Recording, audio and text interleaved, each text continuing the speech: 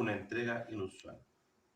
Para comenzar, nuestra primera ponencia, a cargo del psicólogo, doctorando en psicología, magíster en psicología, con mención en psicología educacional, académico e investigador del Departamento de Psicología, Facultad de Humanidades y Educación de la Universidad de Atacama, miembro del Grupo de Estudios e Investigaciones en Educación Moral Brasil, integrante del Comité de Evaluación de la Dirección de Capital Humano de la Agencia Nacional de Investigación y Desarrollo, ANID, investigador responsable del proyecto Fondesit, regular la construcción de la identidad profesional docente en la formación inicial, un estudio mixto en estudiantes de pedagogía. El señor David Cuadra Martínez.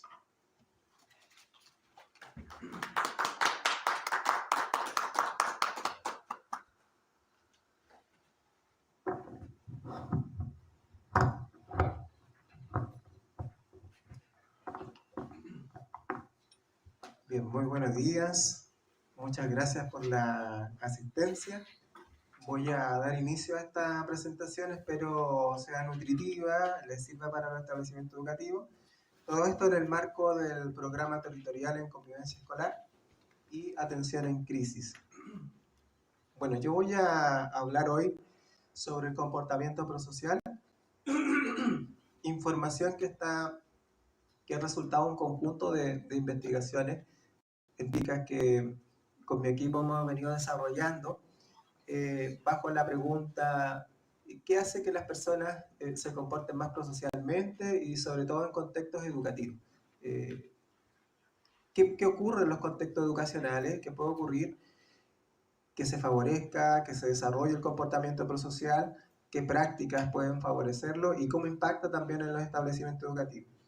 Nosotros, más o menos el año 2017, nos preguntamos precisamente por esas interrogantes y comenzamos a mirar distintos escenarios en donde las personas se comportan prosocialmente.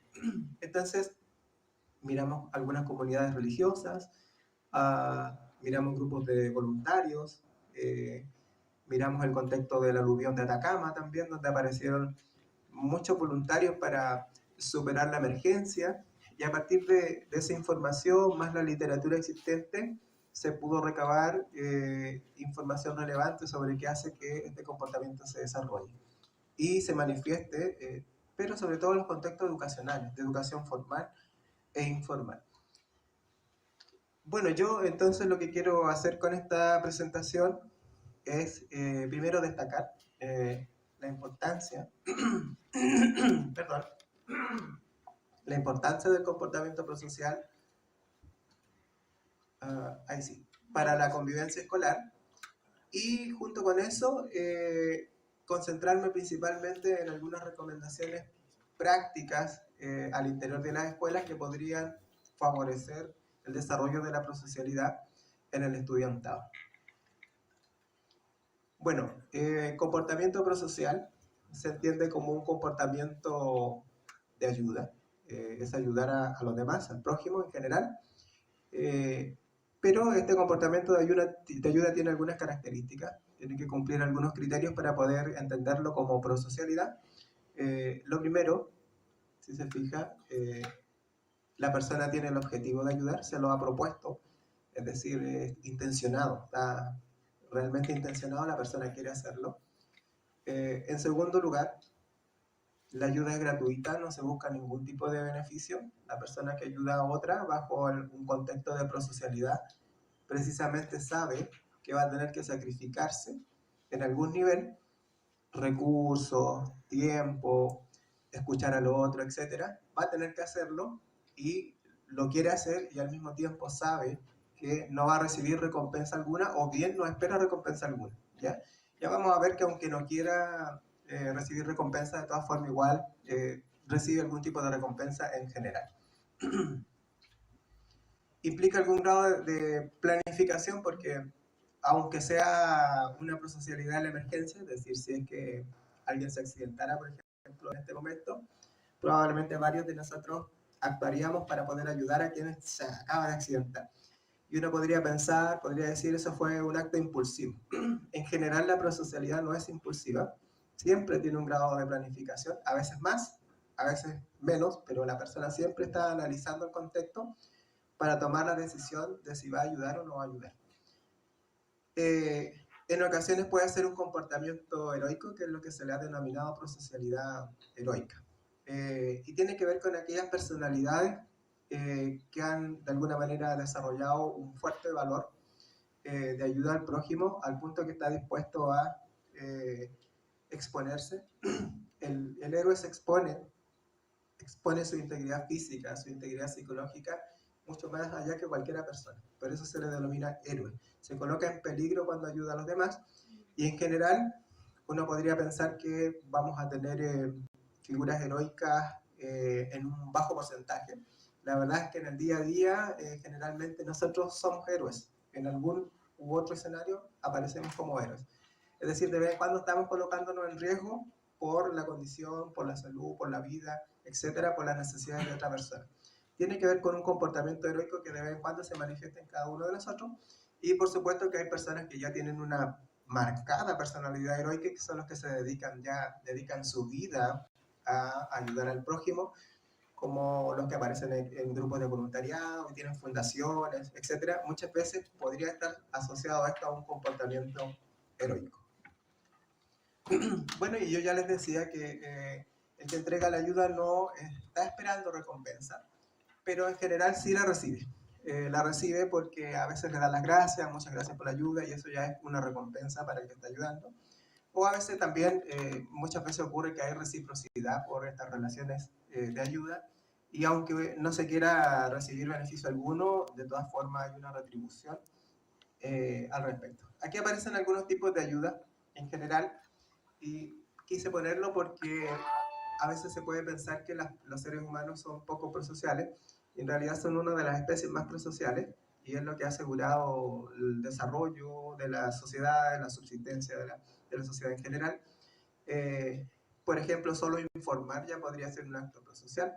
Usted va por la calle y alguien le pregunta, hey, ¿dónde queda tal calle? Y si tú respondes, mira, ándate por aquí, esta es la dirección, eso ya sería una conducta prosocial.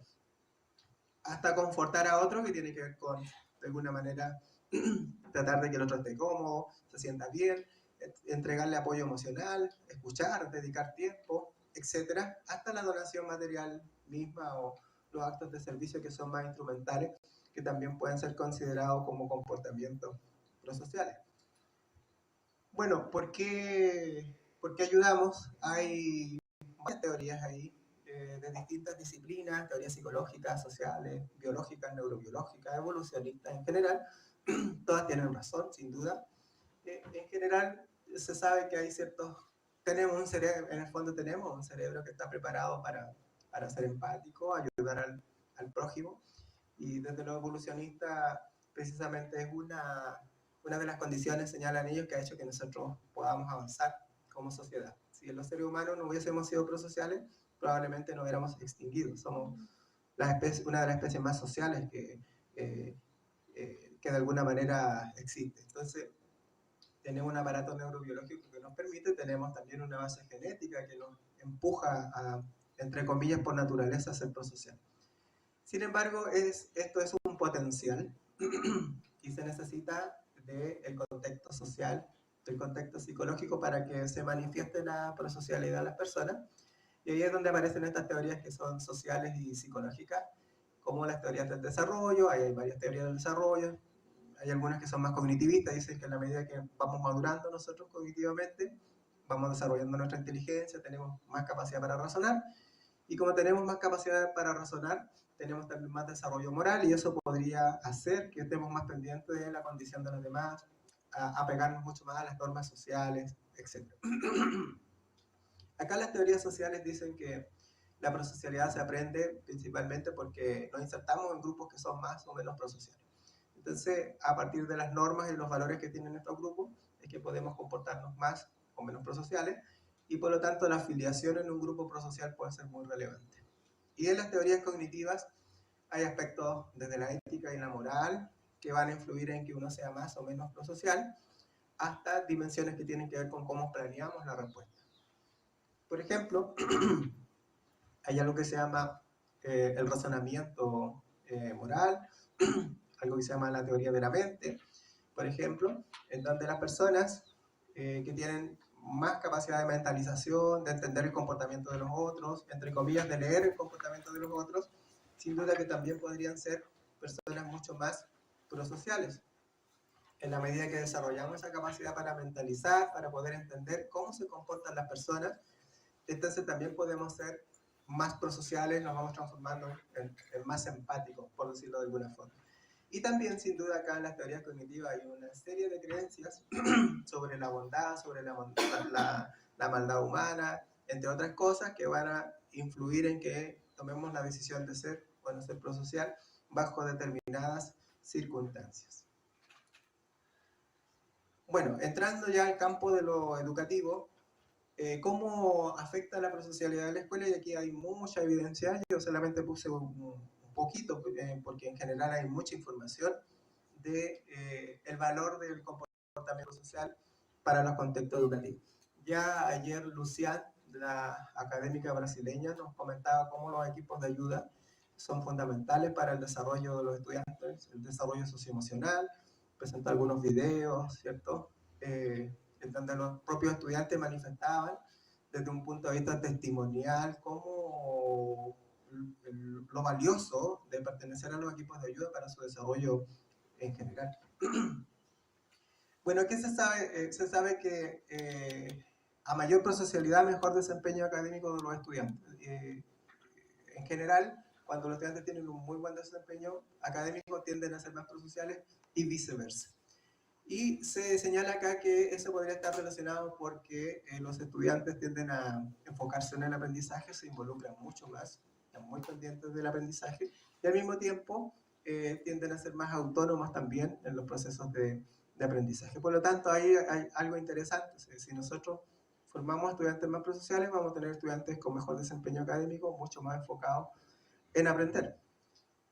También afecta con emociones positivas y bienestar. O sea, las personas que son más prosociales, los estudiantes que son más prosociales, aun cuando no esperan recompensa, tienden a sentir mucha autoeficacia, se sienten muy autoeficaces, muy capaces, muy valiosos para la sociedad, y eso les genera un conjunto de emociones positivas, felicidad, alegría, tienden a ser estudiantes mucho más contentos, salvo algunas excepciones que ya las voy a comentar, pero en general es así, se desarrollan emociones positivas. Una de las emociones que está muy relacionada acá con el comportamiento prosocial, una emoción positiva, es la gratitud.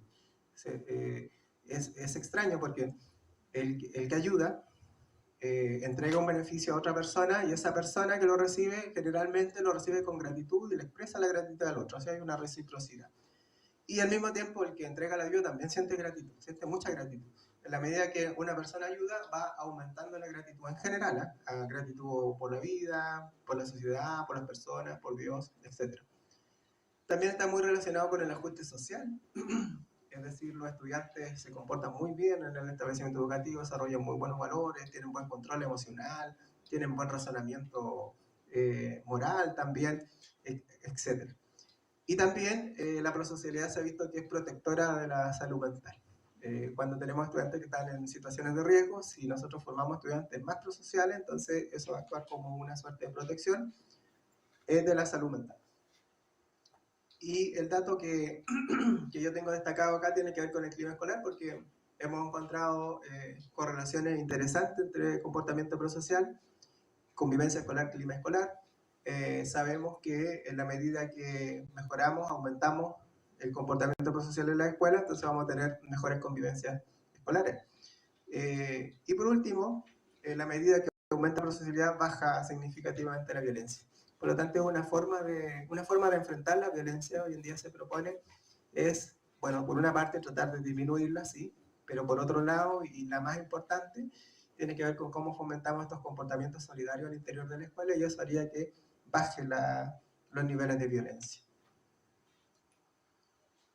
Bueno, y ahora ya voy con algunas recomendaciones para poder instalarlo en las escuelas.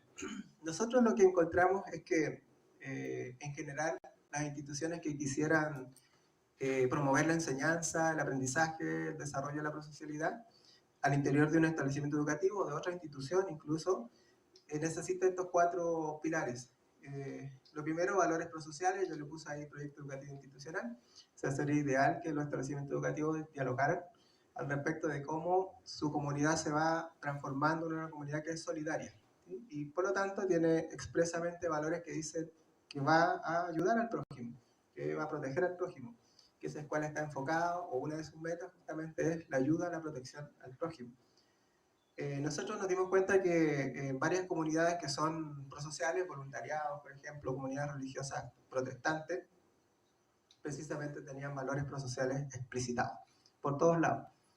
Manuales, salas letradas con valores prosociales, amar al prójimo, ayudar al prójimo. Por lo tanto, nos dimos cuenta que esa era una base muy importante, tener esos valores explícitos y muy marcados en una institución.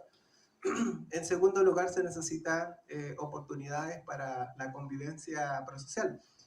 Muchas veces el tiempo escolar es aceleradísimo, escaso, entonces va quedando menos tiempo para la convivencia del día a día, para poder saludarse, para poder preguntarse cómo estás.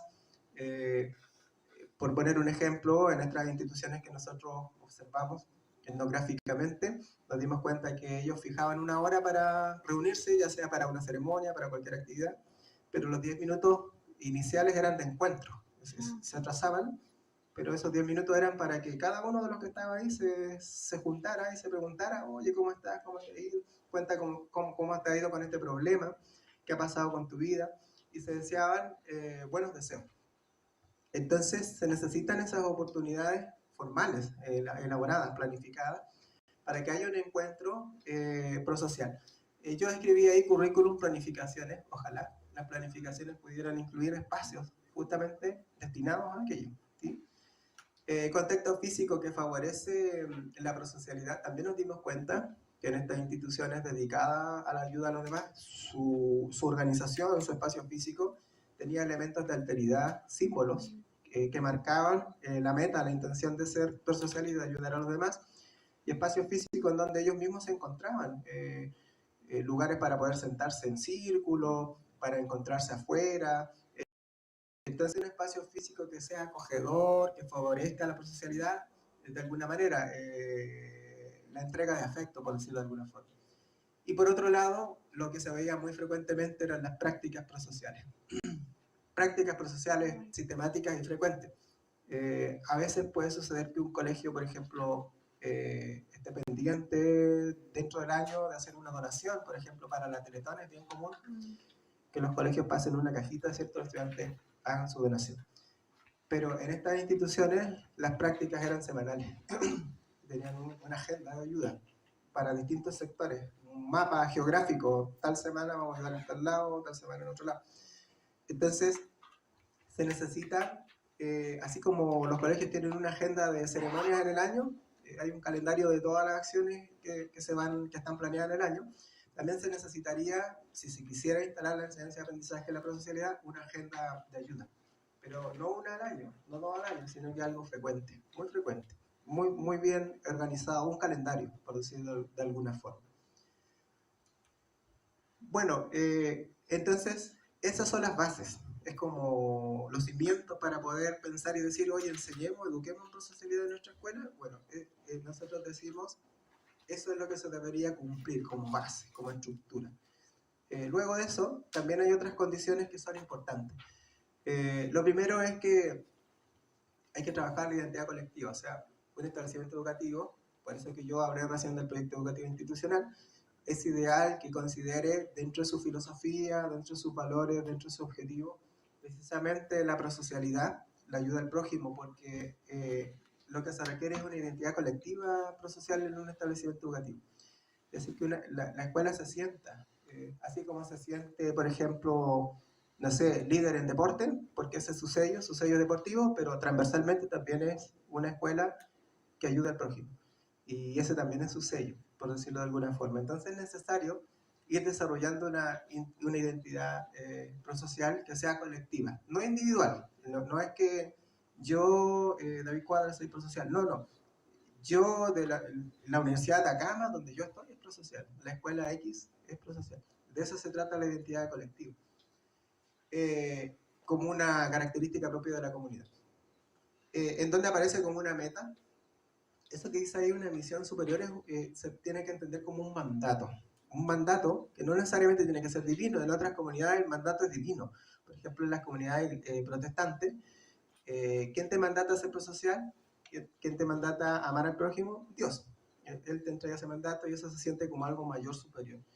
Pero en estos contextos, en los colegios que no necesariamente son religiosos, se necesita que esa misión es mayor a mí. De eso se trata. Yo soy un subcolectivo, pertenezco a un valor que es trascendente, que es superior a mi ser como individual.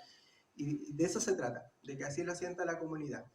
Y por otro lado, es esto que está acá, prosocialidad como inherente a las personas, está muy relacionado con las creencias sobre la bondad y la maldad humana, que las desarrollamos desde muy pequeños. Y nosotros lo que sabemos es que cuando las personas tienen fuertes creencias de maldad humana, es muy difícil que instalen la prosocialidad. Por lo tanto, es necesario también que las escuelas cuestionen, analicen qué creen los estudiantes sobre el ser bueno, el ser malo. Pueden aparecer muchas personas que consideren que el ser humano es malo, es la peor especie del mundo, está consumiendo al mundo, lo ha deteriorado completamente, el ser humano no vale nada, merecemos morir, extinguirnos, etc. ¿Por qué? Porque por naturaleza somos maldadosos, somos crueles, somos dañinos. Cuando está esa creencia, que puede estar muy arraigada, va a ser muy difícil que la persona desarrolle una identidad prosocial o se esfuerce por ayudar a otros. Se necesita ser optimista, se necesita creer que los seres humanos tropezamos, nos equivocamos, cometemos errores, pero que somos de las especies más prosociales, que podemos salir adelante y que podemos ser prosociales, es decir, podemos ser mejores personas. Si no instalamos esa creencia, va a ser muy difícil que un grupo de estudiantes se oriente a ayudar a otro, al menos voluntariamente, como se define esta conducta, ¿ya? Así que es necesario también tensionar estas creencias sobre la bondad y la maldad humana. Y ahí tenemos teorías filosóficas que son muy pesimistas, psicológicas que son muy pesimistas, que también han contribuido a que pensemos que los seres humanos somos desastrosos. Y también tenemos teorías psicológicas muy positivas, filosóficas muy positivas también, que obviamente aportan a que las personas se orienten a ayudar a los demás. ¿Qué más? Bueno, análisis y reflexión en el aula sobre la ayuda.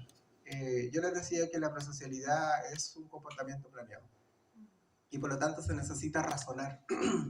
Hay que razonar el comportamiento de ayuda porque las personas que ayudan necesitan sentir que tienen éxito también para que desarrollen autoeficacia en esa donación, en ese aporte que van a hacer. Si fracasan reiterativamente en la ayuda, entonces cada vez van a ser menos prosocial. Se necesita pensar muy bien la respuesta. Y por eso es que es relevante que en las aulas, en las clases de orientación, por ejemplo, se pueda discutir estos temas. ¿Cuál es el problema? ¿Cuál es la necesidad del grupo X, el que sea? No sé, los vecinos que están más allá, tal institución de abuelitos, etc. Hay que pensar, de alguna forma, cuál es el problema o cuál es la necesidad de otro, hay que definirlo muy bien. Porque esa definición es la que te va a permitir saber si tú realmente puedes ayudar. La persona prosocial decide cuándo no ayudar y lo decide razonadamente, sabe que puede ser un obstáculo incluso si quiere ayudar. Por lo tanto, muchas veces se frena y deja que sean otros los que ayudan, los que tienen mejores recursos o competencias o posibilidades. Por eso es necesario pensar muy bien cuál es el problema, la necesidad, para analizar si se cuentan con las condiciones o recursos para ayudar y quiénes podrían ayudar entonces y qué tan eficiente va a ser esa ayuda. Eso puede ser clave para planear una donación, un acto voluntario de ir en ayuda de los demás, es muy relevante. En segundo lugar, se necesita también considerar algunos elementos que hacen que el comportamiento prosocial se mantenga y no desaparezca en el tiempo. Uno de ellos se llama mantención prosocial, un factor interesante que nosotros nos dimos cuenta cuando entrevistamos grupos de voluntarios por el aluvión de Atacama. Nosotros le preguntábamos, oye, ¿pero por qué tú seguiste ayudando? Tú dices que estabas cansado hasta la 1 de la mañana sacando barro con la pala, pero tú te mantenías ayudando a los demás. Entonces, esos mantenedores del comportamiento prosocial, nos dimos cuenta que uno de ellos era la ayuda colectiva versus la ayuda individual. O sea, cuando tú ayudas en grupo, eso hace que tú mantengas el comportamiento prosocial y no desistas. Versus si vas a ayudar individualmente, es más probable que en algún momento desistas. Por lo tanto, cuando un colegio planifica la respuesta de ayuda, de donación y quiere educar al respecto, lo que debería hacer es conformar grupos de ayuda. Entonces, cuando viene la Teletón, por ejemplo, lo que se podría hacer en un aula es juntar grupos, microgrupos dentro del aula. Ustedes cómo van a ayudar, ustedes cómo van a ayudar en la Teletón. Más que un acto aislado donde cada uno echa una moneda en una cajita, sería algo individual, se necesita algo más colectivo. Y eso fomenta la prosocialidad y la conserva, la mantiene y la va arraigando. En segundo lugar, ese acto de ayuda que es grupal, si es grupal y con otro significante, es un fuerte mantenedor también. Es decir, con un amigo, con un conocido, con un pariente, con alguien con quien tú te sientes afín, eso también sostiene con fuerza el comportamiento prosocial. Entonces, de nuevo, la respuesta al interior de un colegio podría ser armar grupos afines para que esos grupos afines piensen distintas formas de ir a ayudar a un club del adulto mayor, por ejemplo. Y cada grupo va a pensar una respuesta de ayuda, la va a planear y la va a entregar. Y eso va a ser un mantenedor de comportamiento prosocial. Otro elemento que la desarrolla fuertemente es la cercanía. La cercanía con la persona que necesita esa ayuda. O sea, uno puede estar en un aula pensando en el grupo de adultos mayores que requiere la ayuda, pero si esos estudiantes van a ese hogar de adultos mayores, eso les va a generar empatía situacional. Y por lo tanto la respuesta prosocial va a ser superior. Entonces, no es lo mismo que los estudiantes salgan del colegio y vayan a visitar, por ejemplo, no sé, la casa del vecino que se incendió, por ejemplo. No es lo mismo que salga y vaya y mire a que solamente desde el aula trate de imaginar qué fue lo que sucedió. Obviamente que la cercanía produce eso, empatía situacional y desarrolla con más fuerza el comportamiento prosocial. Y también la evaluación del resultado. Siempre es importante que tras una donación, una ayuda a otro, en el aula los estudiantes se vuelvan a reunir para analizar la calidad de la respuesta. Eso también favorece el desarrollo del comportamiento prosocial. ¿Cómo te ha ido ahora? 9:37. Súper bien, gracias. Otras consideraciones importantes. Tenemos acá, nosotros hemos medido también algunas variables que de alguna manera tienen una fuerte relación con el comportamiento prosocial, y una de ellas es el engagement académico o el involucramiento de los estudiantes en los estudios. Yo ya les decía que mientras más se involucran los estudiantes en los estudios, mientras el profesorado más logra que se motive por lo que se está enseñando, más prosocialidad se va a desarrollar en el estudiante. Hay una relación entre esas variables. En segundo lugar, es muy relevante poder considerar para la prosocialidad las emociones cotidianas que podrían considerarse muchas veces correctas en instituciones educativas. No por ser normal van a ser correctas, ¿ya? Hay que hacer ahí la distinción. ¿Por qué digo eso yo? Porque la envidia puede ser algo normal, mas no necesariamente algo correcto. Entonces, muchas veces la envidia se pasa como una emoción desapercibida, no se le considera mucho, está envidioso, no es que siente envidia. Pero lo que sabemos nosotros es que hay un tipo de envidia, que es la envidia negativa, que es aquella envidia que hace que, como tú no tienes lo que el otro sí posee, entonces tú te vas a esforzar para quitarle al otro lo que tiene o para derribarlo, porque si tú no lo tienes, él tampoco lo va a tener. Entonces, esa envidia, que se le denomina envidia negativa, es altamente dañina y está muy relacionada con comportamientos de violencia, de agresión, de ciberbullying, etc. Y también está muy relacionada negativamente con la prosocialidad. Mientras más envidia negativa, menos prosocialidad. Por lo tanto, es necesario considerarla, trabajar el tema de la envidia. ¿Qué significa educar el tema de la envidia? Educar en el hecho de que existe una envidia que es positiva, entre comillas saludable, entre comillas correcta, que sería aquella envidia en donde yo me doy cuenta que hay otra persona que tiene algo que yo quiero tener, pero sin embargo, cuando yo me encuentro con esa persona, yo la felicito y le digo, oye, te felicito, tú tienes algo que a mí yo siempre he querido tener eso también. Sin embargo, hay un deseo genuino, ¿cierto?, de felicitar al otro porque tiene algo que tú no tienes. ¿Cómo reacciona uno comportamentalmente finalmente? te esfuerzas para lograr lo que el otro tiene, por ti mismo, por tus propias capacidades. Y hasta puedes orientarte a aprender del otro y preguntarle, ¿y cómo lo hiciste? ¿Y cómo lo lograste? Porque yo también quiero eso. Esa envidia positiva, entre comillas, es una envidia saludable, es una buena forma de enfrentar la vida. Pero la otra envidia es la negativamente dañina. Y aparece mucho en las relaciones interpersonales típicas, por eso que yo escribí acá, cotidianas, que pueden parecer, pasan desapercibidas, pero son altamente dañinas. Son aquellas envidias que a veces pueden hacer que los estudiantes inventen chismes para que los profesores sancionen a otros estudiantes. Y esos estudiantes no hicieron nada, pero armaron tan bien la información que finalmente perjudican a ese estudiante. Y cuando tú analizas el trasfondo, te das cuenta que era una envidia negativa. Son esas acciones que aparecen en el mundo laboral cuando, no sé, un compañero, una compañera te acerrucha el piso, en palabras coloquiales, para sacarte del trabajo porque tú estás avanzando, estás creciendo tanto, estás avanzando en tu carrera y entonces aparece esta persona envidiosa, con envidia negativa y empieza a hacer cosas, a inventar rumores, a ponerte mal, a decir cosas negativas o falsas. Y eso está fuertemente relacionado con climas de violencia, climas hostiles, empeora la salud mental y por supuesto que baja la prosocialidad completamente. Bueno, y el Schadenfreude, muy relacionado con esto mismo, tiene que ver con ponerte feliz, ponerte contento porque a otra persona le pasó algo malo. Y es una emoción típica, aunque no necesariamente correcta. Entonces, generalmente el Schadenfreude, las personas lo vivimos precisamente cuando a aquella persona que tú sientes que te ha hecho daño, le ocurre algo negativo. Entonces, ese compañero tuyo que durante todo el año te aportilló en las reuniones, te trató mal, inventó rumores, entonces justo a fin de año lo despiden. Bien, dices tú, qué bueno, se lo merecía porque se portó súper mal conmigo. Y lo disfrutas. Eso se llama Schadenfreude. Y el estudiante también no puede suceder obviamente lo mismo. O sea, pueden aparecer grupos de estudiantes que son violentos, que hacen bullying, y hay estudiantes que están ahí en la posición de víctima, y cuando a ese estudiante agresor le ocurre algo, se cae en el patio, es humillado, cualquier cosa, entonces ese estudiante en silencio puede sentir gozo y decir qué rico que le pasó, porque es tan malo, porque es tan cruel, justicia divina, qué bueno que le ocurrió.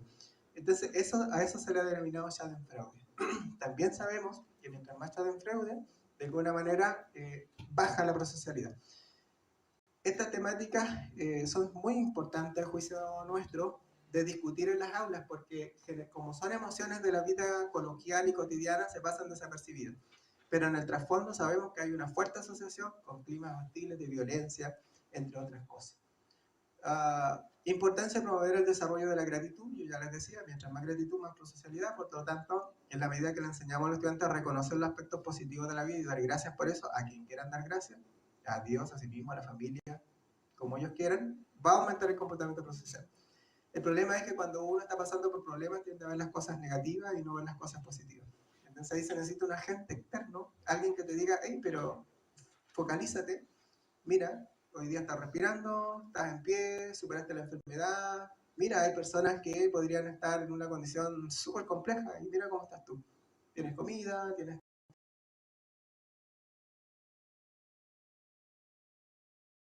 De hecho, tenemos el hábito de sentirnos agradecidos por las cosas que nos rodean. Entonces, eso hay que educarlo también. De nuevo, como es algo coloquial, parece ser algo de la vida cotidiana, ¿cierto? Muchas veces nosotros no lo consideramos como foco de educación. Los fieles de algunas religiones, estudiantes y familias religiosas podrían mostrar mayores niveles de comportamiento prosocial. Vamos a tener muchos estudiantes que pueden ser cristianos, católicos. En general, lo que nosotros sabemos es que para algunas congregaciones los comportamientos prosociales son muy frecuentes, como las comunidades evangélicas protestantes, las masas de evangélicos, me refiero, no necesariamente los líderes, las masas, los fieles, que tienen una agenda de ayuda 3 veces, 4 veces a la semana, y por lo tanto, si ustedes tienen estudiantes que están congregados, muy probablemente ellos van a ser más prosociales también. La importancia de considerar el apoyo del profesor, de nuevo, pues es una palabra tan sencilla, tan coloquial, pero nosotros también mapeamos eso, le preguntamos al estudiante qué significa sentirse apoyado por un profesor. Aquí encontré una especie de tarjeta en las redes sociales para un profesor, de un estudiante, dice, gracias por las lecciones, gracias por la paciencia, gracias por su cariño. En palabras coloquiales, en el fondo, uno se pregunta, ¿qué significa para un estudiante sentirse apoyado por un profesor? Bueno, ahí está, en palabras un poquito más poéticas, Y en palabras ya más científicas, nosotros le preguntamos al estudiante, sentirse apoyado por un profesor es que el profesor escuche. Eso es lo más importante para los estudiantes que nosotros mapeamos, por decirlo de alguna forma. Y hasta aquí están, digamos, los conceptos que ellos consideran deberían ser parte de un perfil que apoya al estudiante. Lo más importante es escuchar, ser respetuoso, ayudar, ser preocupado, atender, ser puntual, pusieron puntual en los compromisos, comprensivo y estar disponible, ¿ya? Cuando el estudiante lo necesita. Eso sería para ellos. Consideraciones especiales para grupos especiales. Ya les decía, bueno, lo que les acabo de mostrar es algo genérico, pero también hay ciertos grupos especiales donde hay que tener cierto cuidado. Estudiantes con necesidades educativas especiales podrían utilizar la prosocialidad para disminuir la violencia y la exclusión. ¿Qué significa eso? Tenemos estudiantes en las escuelas que pueden tener discapacidad intelectual, por ejemplo. Los estudiantes con discapacidad intelectual pueden ser más prosociales, como un mecanismo para disminuir la exclusión. Entonces están en el patio y ellos tienen su manzanita y regalan su manzana esperando ser integrados, esperando ser incluidos. Y muchas veces si los estudiantes no están preparados, no están formados, entonces el grupo en general podría aprovecharse de esa prosocialidad de este grupo de estudiantes. Por eso que dice que hay que tener aquí ciertas consideraciones importantes. O sea, podría estar usando la prosocialidad para evitar ser violentado, para evitar ser excluido, lo que es muy triste. A mí me genera mucha tristeza, eso, mucho dolor, de que tenga que hacer eso un estudiante para ser incluido en un grupo social. Estudiantes con problemas de salud mental, la prosocialidad puede actuar como un factor protector o bien como factor de riesgo de victimización. Cuando hay un estudiante que está con problemas de ansiedad, con problemas de depresión, si llegara a ser prosocial, también podría ser, producto de su prosocialidad, blanco de la violencia, de la humillación de otros, por su estado de vulnerabilidad. Entonces, también hay que poner ojo cuando los estudiantes están con problemas de salud mental, revisar un poco cómo está instalando la prosocialidad, porque es muy probable que haga algunos esfuerzos de ayudar a los demás, justamente para ojalá ser integrado, incluido, tener un cierto nivel de reciprocidad en aquello, pero como no está bien en sus condiciones, puede que también haya una respuesta inadecuada en la prosocialidad, no está bien planeada, está interrumpiendo un grupo, en un momento que no debía ayudar, fue y ayudó, entonces eso podría generar que se burlen, que lo excluyan, que lo dañen más. Por lo tanto, hay que tener también ojo con eso. Otras consideraciones importantes, los púberes y los adolescentes aprenden mucho mirando a los otros adolescentes. Por lo tanto, lo que se requiere acá es que las escuelas difundan, coloquen noticias de sus comportamientos de ayuda, de sus comportamientos solidarios. O sea, si en la medida que hay una red de noticias se visibiliza la prosocialidad de los pares, eso ya va a ser un factor potentísimo para los adolescentes para aprender a ser prosociales y orientarse en la prosocialidad. Los adolescentes evalúan mucho más el impacto social de la conducta, están pendientes y si lo iré a hacer bien, a lo mejor me van a rechazar, eso también es relevante y por eso es importante que cuando se vaya a hacer una donación planeada, una ayuda, se discuta en el aula, se converse, se armen grupos de trabajo para analizar la respuesta. Y los adolescentes al mismo tiempo necesitan mucho más ser prosociales que otros periodos evolutivos, porque necesitan integrarse al mundo social y necesitan demostrar de alguna forma que pueden aportar al mundo social. Por lo tanto, están muy sensibles a ayudar a otros, pero están muy pendientes de si se pueden equivocar también. Y por lo tanto, están observando cómo lo hacen los otros. Por eso que necesitan mucha información. Un dato interesante, aquí ya va a hablar la doctora Ana Bettina Lacunza de Argentina, pero yo lo coloco igual. Hay juegos tecnológicos, a veces está el prejuicio de que todos los juegos pueden ser negativos, que disminuyen las habilidades sociales, pero hay juegos tecnológicos que son colaborativos. Y la literatura evidencia de que los juegos tecnológicos colaborativos sí pueden desarrollar habilidades sociales y sobre todo el comportamiento prosocial. Existen infantes y adolescentes con personalidad prosocial heroica, ahí hay que tener cuidado, pues está la foto ahí. No porque sea malo, es muy positivo, pero es muy desgastante para los héroes. El ser héroe día a día es súper desgastante. Hay una película, Handbox, no sé si la vieron, con Will Smith. Llegó a ser alcohólico por ser héroe, porque no recibía mucha reciprocidad de la sociedad, lo empezaron a tratar mal, empezó a hacer las acciones, levantaba un camión, rompía algo por allá, todo lo criticaban. Bueno, por eso es que hay que tener especial ojo con las personalidades éticas, porque pueden cometer errores, se pueden equivocar. Hay ahí una película, cadena de favores, donde el protagonista murió por ser heroico, fue a salvar a un compañero en el patio, el estudiante como de 9 10 años, de una riña, y los estudiantes que estaban agrediendo sacaron una navaja y se la enterraron y falleció por su comportamiento heroico. Por lo tanto, el heroísmo es muy bueno, de hecho hay programas que lo potencian, lo favorecen desde la infancia en adelante, pero hay que educar en el heroísmo, no es llegar y ser héroe, hay que pensar muy bien la respuesta. Y hay que tener una personalidad, además, yo diría factores psicológicos que te protejan de la respuesta social, porque no siempre está la reciprocidad que el héroe podría de alguna manera mirar, es decir, el impacto de su comportamiento prosocial no siempre es bien retribuido. Bueno, conclusiones, la prosocialidad, yo les he dicho, un comportamiento positivo para el que recibe la ayuda y para el que la ejecuta, es muy, muy positivo, y también para las instituciones en general, sobre todo para los establecimientos educativos, están muy vinculados a la convivencia escolar positiva. Por lo tanto, una fuerte campaña en una escuela que se oriente con fuerza a desarrollar el comportamiento prosocial, a instalar prácticas prosociales, sin duda va a mejorar el clima escolar y va a bajar los niveles de violencia. Promover la prosocialidad como parte del bienestar en el interior de una institución educativa debe ser una respuesta planeada. Ayudar es una palabra de la vida cotidiana, pero hay toda una literatura científica que nos dice qué es ayudar psicológicamente, por qué ayudamos, etc. Por lo tanto, es necesario planear esa respuesta, ¿ya? Un poco con las consideraciones que yo ya les mencioné anteriormente. Un ejemplo del anterior, de esa respuesta muy bien planeada, son los equipos de ayuda que presentó ayer Lucián, de las escuelas brasileñas. Una respuesta muy bien organizada, muy bien planeada, y que no solo se aplica en Brasil, se aplica en muchos países, España, Estados Unidos, etc. Fomentar la ayuda colectiva, yo ya les decía, ojalá no individual en la escuela, no una ayuda individual, en grupo, y ojalá en grupos afines. Eso va a desarrollar identidades prosociales, va a fortalecer los procesos de enseñanza-aprendizaje al interior de la comunidad educativa para favorecer la prosocialidad.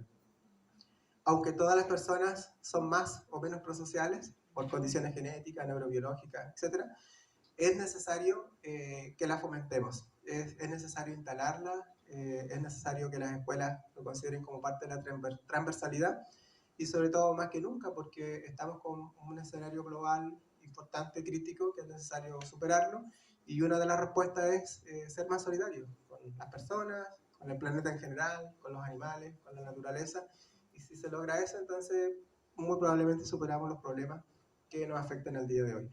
Muchas gracias, y bueno, ahora si tienen preguntas.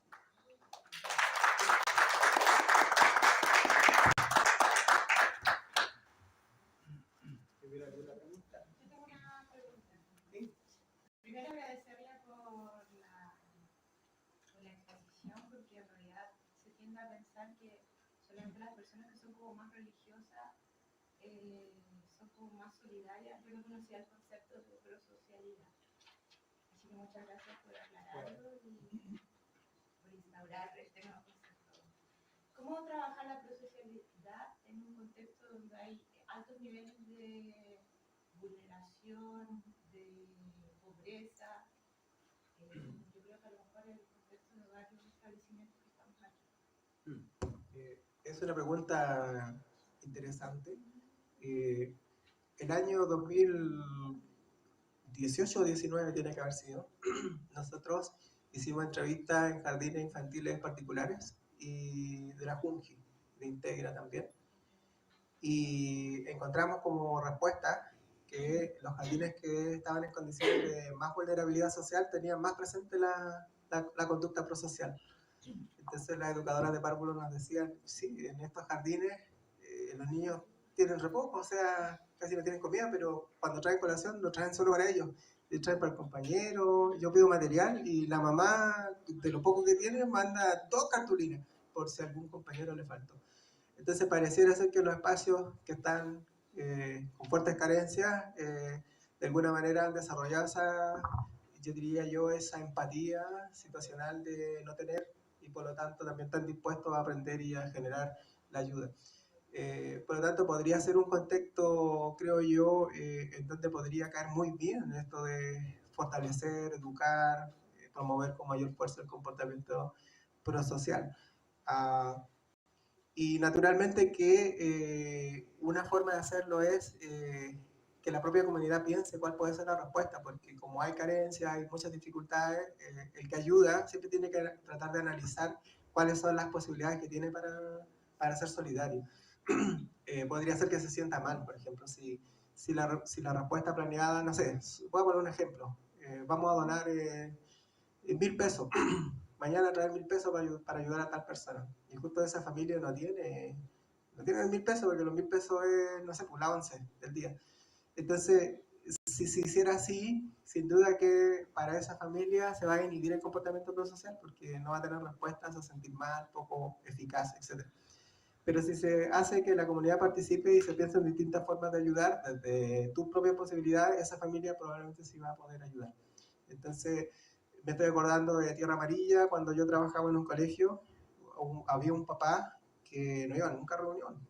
Pero era muy difícil que fuera a reunión y era importantísimo porque su hijo tenía un comportamiento muy indisciplinado. Y no teníamos esa relación con el papá. Y el papá era agricultor, trabajaba sembrando cebollín, papa y esas cosas.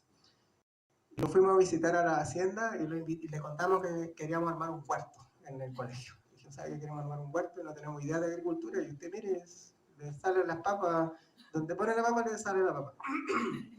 Entonces el caballero se entusiasmó, porque le estábamos pidiendo algo que él sabía. Sí, me dijo, yo le voy a decir a mi patrón, perdón, que me dé permiso. Y llegó a la escuela, nosotros pensábamos que no iba a ir. Estuvo toda la mañana está enseñando cómo sembrar a los estudiantes. Fue un acto prosocial desde sus propios recursos, se dio toda la mañana para hacer.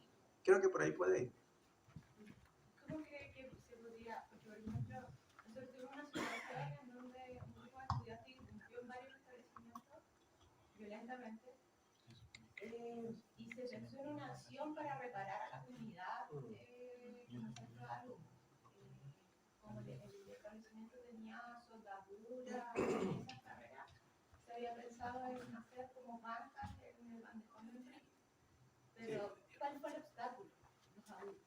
Los profesores no estuvieron de acuerdo porque pensaban que eso era como vulnerar a los estudiantes, o seguir poniéndolos en el punto de la crítica por el hecho que había sucedido. Claro. Sí, bueno, yo creo que... se convencer, sino que cómo tratarlo con los adultos, porque quizás los estudiantes son más sensibles.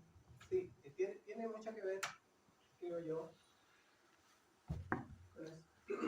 Junto con eso, abordar esa temática está muy relacionada con la justicia, la sensación de justicia social. Entonces puede que el acto de agresión sea considerado un acto justo. Está bien que lo hayan hecho, o sea, está bien que hayan ido y peleado, está bien que mi hijo le haya pegado a ese estudiante porque ha estado con bullying todo el año. Es más, yo mismo le dije, anda y pégale a ese estudiante. Es un acto de justicia que está muy relacionado con eso, con la creencia de si realmente podemos ser o no mejores personas. En los talleres que nosotros hemos hecho, en las investigaciones que hemos hecho, nos hemos dado cuenta que cuando aparece justamente esta creencia de maldad humana, con más arraigo, sin duda que las personas se oponen, los padres, los apoderados. Recuerdo un taller en un establecimiento educativo que era justamente para promover la prosocialidad y los estudiantes, yo no sabía por qué me recibían tan mal, eran de primero medio. Y después indagando, en la creencia de ellos era, pero estoy en primero medio, ¿esto para qué sirve? Si nosotros estamos en otra hora, usted ve cómo está la sociedad es súper negativa, súper maldadosa. Es más, nosotros ya nos criaron en la casa, como te criaron en la casa, entonces hacer algo acá en el colegio no tiene casi ningún sentido. Y por lo tanto nosotros lo que tuvimos que hacer es trabajar con esas creencias, con la posibilidad de hacer un centro social, es decir, primero trabajar esto que está más intrínseco. Si nosotros logramos discutir con la comunidad educativa, con los padres y apoderados de las reuniones que realmente entiendan, se den cuenta, porque estos conceptos son de la vida cotidiana. Todos los días las personas están diciendo, están clasificando, es bueno, es malo, esta persona es buena, no, es que es mala persona, es buena persona. Entonces, todos los días están con esto, una creencia fuertemente arraigada. si ese grupo apoderado cree que lo que hicieron los estudiantes es justo porque el ataque de los otros responde a que ellos son malos, entonces difícilmente se va a instalar una procesabilidad. Es necesario conversar con ellos, discutir. O sea, por eso que yo hablaba de preparar la respuesta, preparar la ayuda. Con algunos grupos puede ser más fácil. Será fácil ayudar a los presos, por ejemplo. Ahí hay un montón de creencias a la base. No, se lo merecen, tienen que estar presos. ¿Cómo lo vamos a ir a ayudar? Tienen que pagar. Hay creencias a la base que te pueden llevar o no ayudar, a llevar a ser solidario o ayudar a otros. Entonces, por eso es que es importante discutir estos temas. A eso me refiero yo en el aula y con los apoderados también. Conversar estos temáticas. ¿Sí?